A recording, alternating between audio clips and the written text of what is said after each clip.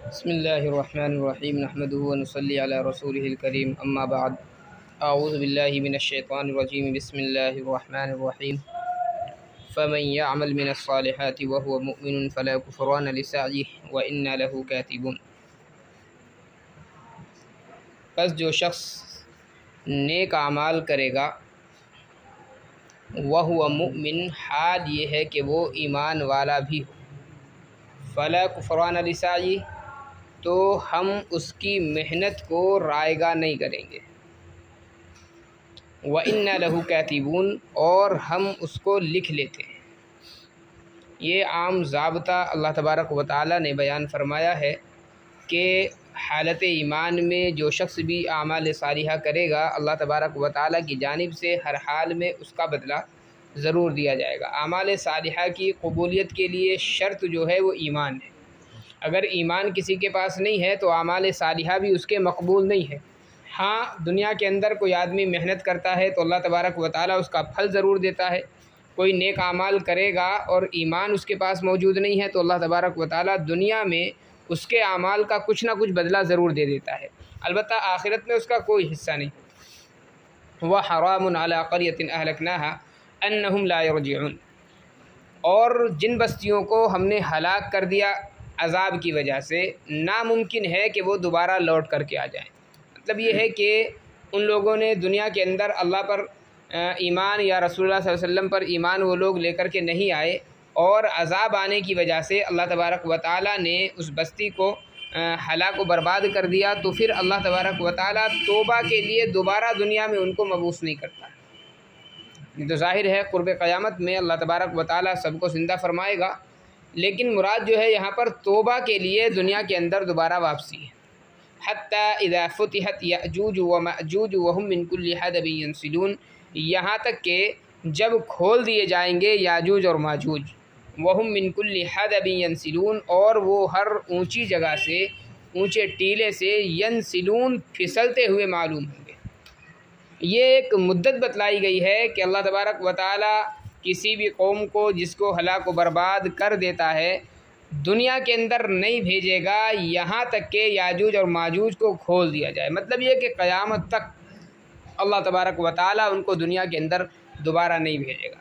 याजूज माजूज की जो मुकम्मल तफसील है वो सूरह कहफ के अंदर तफसील के साथ में ज़िक्र की गई है कि याजूज माजूज को जो है सिकंदर ने, जो मशहूर बादशाह गुज़रा है, एक दीवार के ज़रिए से उनको रोक दिया गया था। कुरान करीम की जो आयत है इसके जो अल्फाज हैं वो भी ये बता रहे हैं कि वो किसी जगह पर बंद है। हत्ता इज़ा फुतिहत, जब खोल दिए जाएंगे, मतलब ये कि किसी जगह पर उनको बंद कर दिया गया है।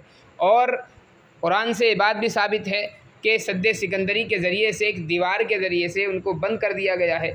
अब वो दीवार या तो अभी तक बाकी है और ये भी मुमकिन है कि कहीं से टूट गई हो, लेकिन बहरहाल जो उमूमी उनके निकलने का रास्ता है वो अभी तक उनको नहीं मिला है, और क़ुर्ब क़यामत में ही वो लोग वहाँ से खोले जाएंगे। रिवायत में ये भी मिलता है कि दीवार को वो रोज़ाना खोदते हैं और कोशिश करते हैं इधर आने की। सुबह से शाम तक दीवार को वो खोदते रहते हैं। कुछ ना कुछ रोशनी उनको शाम के वक्त में नज़र आ जाती है, लेकिन थक जाते हैं। रात का वक्त हो जाता है तो सो जाते हैं और आपस में मशवरा करते हैं कि सुबह में आकर के इसको दोबारा हम खोदेंगे और थोड़ी सी रह गई है, थोड़ी देर में इसको पार कर लेंगे। सुबह जब वो बेदार होते हैं अल्लाह तबारक व तआला फिर दीवार को मिला देता है, और जिस वक्त से उनको कैद किया गया है आज तक उनका ये अमल जारी है। अल्लाह तबारक व तआला को जब निकालना मकसूद होगा तो उस वक्त वो शाम में जब छोड़ करके जाएंगे तो उस वक्त वो कहेंगे कि इंशाअल्लाह कल आकर के हम इसको पूरा कर देंगे। तो इंशाअल्लाह कहने की वजह से फिर वो दीवार जितनी टूट चुकी थी रात में उतनी बाकी रहेगी, और सुबह के वक्त में आकर के वो उसको मुकम्मल तोड़ करके बाहर आ जाएंगे। दूसरी जो चीज़ यहाँ पर बताई गई, वहुम मिन कुल्लि हदबिन यंसिलून, वो हर ऊंची जगह से फिसलते हुए मालूम होंगे, निकलते हुए मालूम होंगे। ऐसा नहीं है कि उनको किसी टीले पर या किसी पहाड़ पर कैद किया गया हो, बल्कि ज़मीन की जो आम सतह है उसी पर उनको कैद किया गया। ये जो इशारा है कुरान करीम का, ये उनकी कसरत की तरफ इशारा असल किया गया है।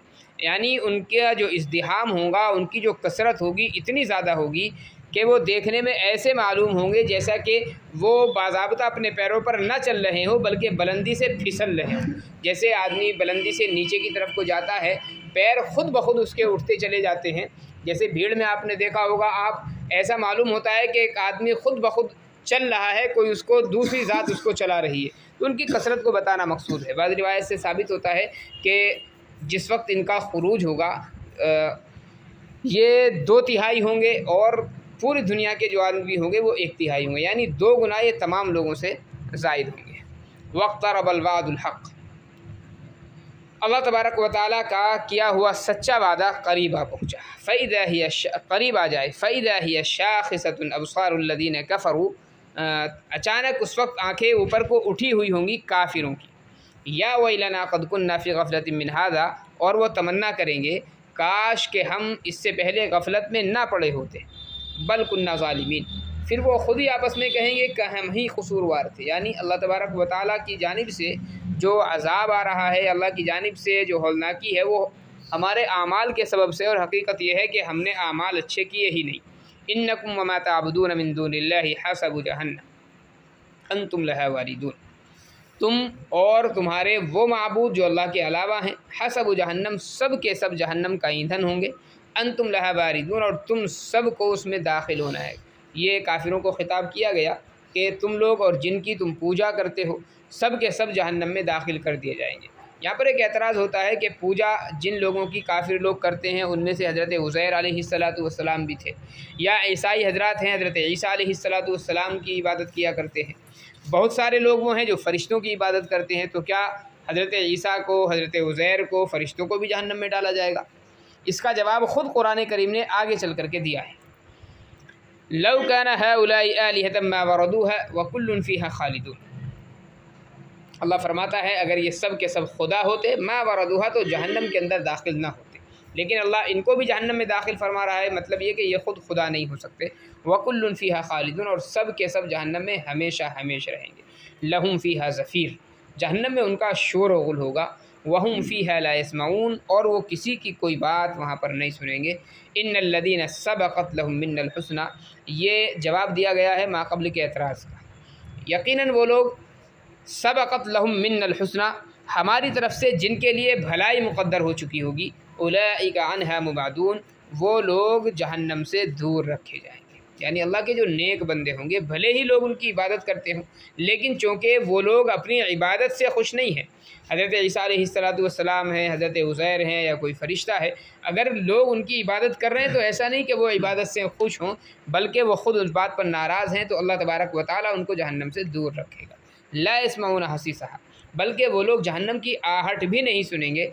वहुम फ़ी मश्तहत अनफुसुहुम खालिदून, और वो अपनी ख्वाहिशात की चीज़ों में हमेशा हमेशा रहेंगे। यानी जन्नत में अल्लाह तबारक व तआला दाखिल फरमाएगा, और फिर जन्नत में जिन चीज़ों की वो ख्वाहिश करेंगे वो तमाम की तमाम चीज़ें उनको मैसर आएगी। ला यहज़ुनुहुमुल फ़ज़अउल अकबर, उनको बड़ी घबराहट कोई खौफज़दा नहीं करेगी। बड़ी घबराहट से मुराद है यहाँ पर नफ़ख़े सानिया, यानी नफ़ख़े ऊला जो होगा, जिसमें तमाम लोग मर जाएंगे, फिर उसके बाद में जब दूसरी मरतबा सूर फूँका जाएगा, जिसमें हज़रत इसराफ़ील अलैहिस्सलाम जब सूर फूँकेंगे तो दोबारा तमाम लोग ज़िंदा हो जाएंगे। उस वक्त जो है घबराहट का आलम होगा, लेकिन अल्लाह के जो नेक बंदे होंगे उन पर कोई घबराहट तारी नहीं होगी। व ततलक़्क़ाहुमुल मलाइका, फ़रिश्ते उनसे मुलाकात करेंगे।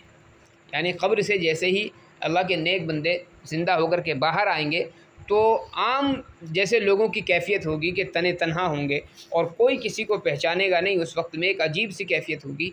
तो ये जो अल्लाह के नेक बंदे होंगे इनको कोई खौफ नहीं होगा।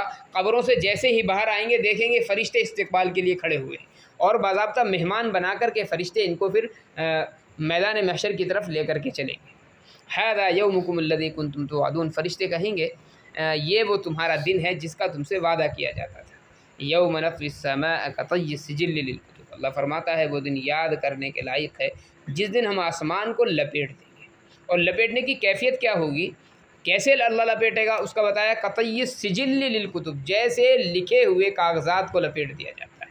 आम तौर पर जब आदमी के पास में कोई कागज़ हो और वो उसको लिख कर उसकी हिफाजत करना चाहे तो सीधा उसको नहीं रखते, बल्कि आम तौर पर उसका रूलर बना लेते हैं, गोल उसको लपेट लेते हैं। तो इस तरीके से अल्लाह तबारक व तआला आसमानों को लपेट देगा। कमा बदअना अव्वल खल्क़िन नुईदु, जैसे हमने पहली मर्तबा पैदा किया था, नुईदु वैसा ही फिर लौटा देंगे। वादन अलैना, ये हमारा किया हुआ एक वादा है। इन्ना कुन्ना फ़ाइलीन, और हम इसको ज़रूर करेंगे। वलक़द कतबना फ़ी ज़बूर मिन बादि ज़िक्रि अन्नल अर्द यरिसुहा इबादी अस्सालिहून, और हमने ज़बूर में लिख छोड़ा है। मिन बादि ज़िक्र, ज़िक्र के बाद यानी लोहे महफूज में लिखने के बाद। अन्नल अर्द यरिसुहा इबादी अस्सालिहून, के ज़मीन के जो वारिस होंगे, ज़मीन से मुराद यहाँ पर जन्नत की ज़मीन है, आम ज़मीनें नहीं, वरना दुनिया की जो ज़मीन है ज़ाहिर है क़यामत बपा हो जाएगी तो दुनिया की ज़मीन का कोई मामला ही नहीं रहेगा, तो यहाँ पर वरासत का कोई मतलब नहीं है, इसलिए ज़मीन से मुराद यहाँ पर जन्नत है। जन्नत के जो वारिस होंगे मेरे नेक बंदे होंगे। इन्न फ़ी हाज़ा लबलागन लिक़ौमिन आबिदीन, यकीनन इसमें यानी कुरान करीम में काफ़ी मज़मून है उन लोगों के लिए जो इबादत गुज़ार हैं, अल्लाह की बंदगी करने वाले हैं। वमा अरसलनाका इल्ला रहमतल लिल आलमीन, और नबी सल्लल्लाहु अलैहि वसल्लम हमने आपको दुनिया वालों के लिए रहमत बना करके भेजा है।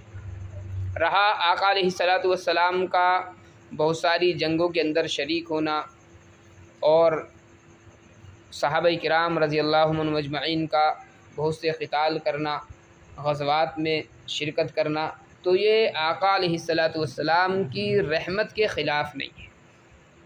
ये एतराज़ नहीं होना चाहिए कि नबी अलैहिस्सलातु वस्सलाम अगर रहमत बन कर के आए हैं तो बहुत सारे लोगों के ख़िलाफ़ आपने तलवार क्यों उठाई। ज़ाहिर है वो भी एक रहमत ही की चीज़ है।